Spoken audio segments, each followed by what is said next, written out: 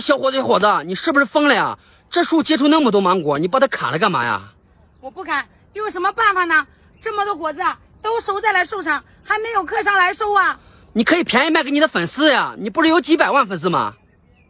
那行，你说买多少？10块。10块，那也太贵了吧！来，我打开一个，让你看一下咱们家芒果的品质，每一个都是皮厚肉薄、纯甜无私的。